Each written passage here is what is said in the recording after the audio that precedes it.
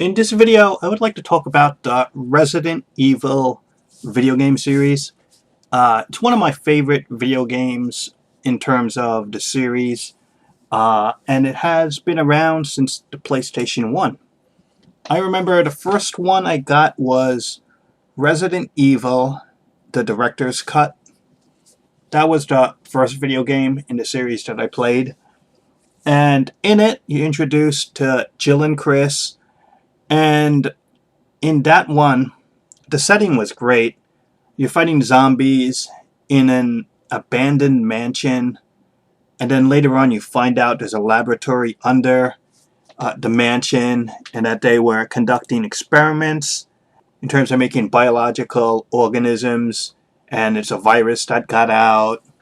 And in that gaming series, the first one, it had so many different endings that, depending on how you played the game, you could get different ending scenarios, and which is really nice in terms of having different endings in a video game. That's not very common overall. And the funny thing is, what also made this Resident Evil 1 famous was it was unintentionally B- funny because of the bad acting and in terms of how the dialogue was sounding. Like, it was unintentionally funny, especially the way the characters talk to each other, like Barry and Chris, and just it was like a B- type of acting in terms of dialogue that you just had to laugh because that's how funny it was. And it's also, I think, the only game that used real actors, because in the introduction, the opening videos, and the end, they used real actors for the scenes. And so that also helped make it like a B- type of funny game. And that was a one-disc game, and it was the introduction to the series. And one thing to notice that was also nice, and it wasn't common in too many games, I don't think the other games really have it, is Jill, when she would kick a zombie's head off, like if it was biting her feet, she kicked the head clean off like a football. It just went flying away. Usually the head just gets crushed if it's holding on to the leg, like Chris's scenario in other games. But on that one, she kicked the head right off. It was a PlayStation 1 game, even though it's been in other systems. I saw online that the Saturn version of Resident Evil, it had like an extra, it's not officially part of the main story. It was like a battle mission extra, and they had a gold tyrant and a zombie Wesker. That's right, zombie Wesker and a gold tyrant. But that wasn't a part of the official story, so that was just something extra that system. Then Resident Evil 2 was out, and that was for the PlayStation 1 and other systems. In this one, you're introduced to Leon Kennedy, and he's a police officer, a rookie, and Claire Redfield. She's the sister of Chris. It was a 2-disc set.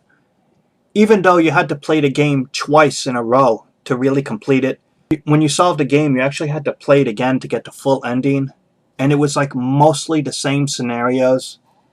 To me, that was kind of disappointing because I thought it would be like 2 discs, and then after you complete the first disc, the second disc is a whole new adventure continuing the story.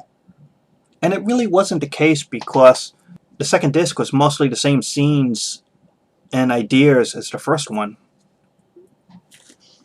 And to play the game over more or less, it was kind of like not as cool as I thought it would be. And the ending was kind of like inconclusive, which I really didn't like the ending too much of that game. But it did introduce a lot of elements, and it was nice. One of the cool things was, and it might be one of the only Resident Evil games to really have it, but when you would shoot a zombie up close with, let's say, the shotgun, the torso would get torn off, and the upper body would still come to attack the player, even though he didn't have his lower half anymore. I mean, that was pretty innovative in terms of the zombies.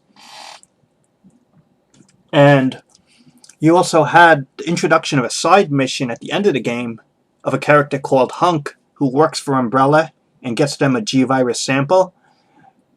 This introduction of a side story element was a pretty nice idea, and it was a really tough mission because you had a time limit and you had to limited ammo and you had to get to the end goal in time, and they didn't give you much, but that one took me a while to finally solve that one. It was a side mission that also did affect the main story and in future games. And Resident Evil 2 took place mostly in a police station. And then we get to the probably one of the most disappointing games, at least for me, in the Resident Evil series. And that was for the PlayStation 1. And it was called Resident Evil 3 Nemesis. And in Resident Evil 3, the character of Jill from Resident Evil 1, her mission is basically to escape Raccoon City from the zombies to get out of the place. And one super bioweapon called Nemesis is tracking her, sent by Umbrella. And the Nemesis character, unfortunately, really didn't have a personality in terms of who it was. It was kind of nice in the Resident Evil movie that they made Nemesis a character that Alice knew in terms of the movie. In terms of the game, Nemesis is not anyone that the main characters know, so there was kind of a lack of drama. And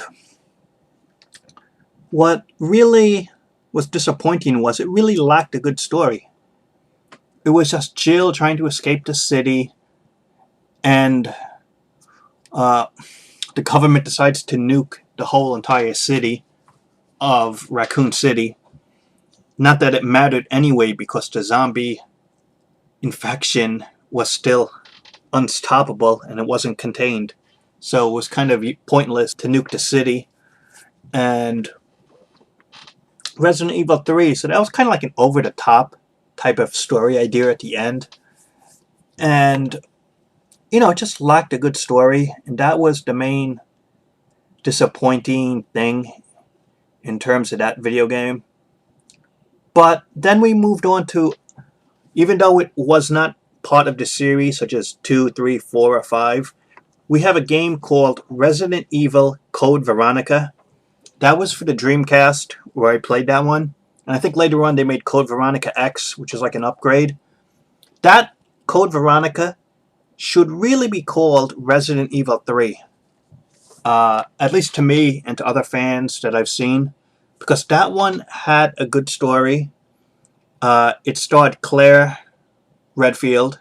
The only disappointing thing about Code Veronica, even though it had a really good story, they toned down the violence tremendously. Like, you couldn't shoot the heads off and you couldn't shoot the body apart. It was very lacking in terms of violence for a Resident Evil game. I mean, you really couldn't do much to the zombies other than shoot them and they just fell down. But the story was very interesting in terms of the T-Virus and the evolution of it, and in terms of the zombies. The design was nice, the elements. It was a really good game, Code Veronica. Then we move on to a really good game, I thought, and finally an upgrade for the next generation system that really had everything in terms of the violence, a good story, and something different. And that was Resident Evil 4. And that was for the PlayStation 2. It was starring Leon Kennedy again. And he has to rescue the president's daughter. And it was a real clear-cut storyline. And it was a little different because you didn't have zombies. It's like I think it was called Los Plagas. I probably said that wrong. But anyway, the humans are kind of like, they're not like zombies in terms of that they really can't do anything or move slow. They can hold weapons. They're pretty quick. It was like a whole bunch of crazed town people out to get you. And it takes place in like a European country. And this will connect to Resident Evil 5 later, but even though it wasn't zombies, the interaction, the graphics, the controls, all the different things about that game, and had a good ending when you solved it. It was a clear-cut, really nice game in the Resident Evil series, Resident Evil 4. And it was definitely one of the high points in recent years for that video game series. Moving on, we get to Resident Evil 5. That was for the PlayStation 3. It was 2 players at the same time, co-op, which is nice. And it continued the Part 4 ideas of like infected humans and Las Plagas thing. And it told you the origin of like the T-virus. And it was supposedly the end of Albert Wesker in the video game series, at least for now. And one thing I didn't like about it was I really didn't like the settings in terms of like the whole infected humans thing. It was getting away from the zombie aspect of the video game series. And it lacked like the puzzle solving ability of the earlier video games in that series. So it was lacking the puzzle solving, and it was really lacking the zombie aspect of it. So it's kind of disappointing, even though the co-op was nice. Then, for me, we get to another game called Resident Evil 6 for the PlayStation 3. And I really like Resident Evil 6 because it had different storylines. It returned the zombies to the video game series. So you got the zombies. You had different characters you can control, different storylines that relate to each other. And the co-op was really nice. I like that notion. The characters of Leon and Chris meeting, and you could control them in the video game. You have the extra mercenaries side mission, and it's dual player, so 2 people are there on the screen.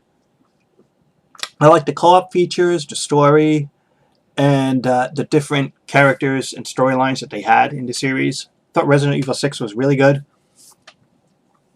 And of course, there have been other video games in the series. There have been shooters and other games for different systems, but these are the main ones that I covered in this video. But there are 2 more games that I would like to mention. There was Resident Evil Remake for the GameCube and Resident Evil 0. Both really tremendous games and probably underrated. Played Resident Evil, the GameCube edition, the remake, and it was a fantastic game that once playing it, I can't go back to the PlayStation 1 version because the remake is so much better. The graphics hold up even by today's standards in gaming. The graphic quality holds up really well, and the PlayStation 1 graphics do not. And they had different elements in terms of the Resident Evil remake. Some new stuff that made it challenging, some surprises, and it was just a really well done game. And if you like the original Resident Evil 1, 2, or 3, you'll like Resident Evil Remake. And you'll also like Resident Evil 0. Resident Evil 0 stars Rebecca, and what she did previously to meeting her in the Resident Evil 1 video game.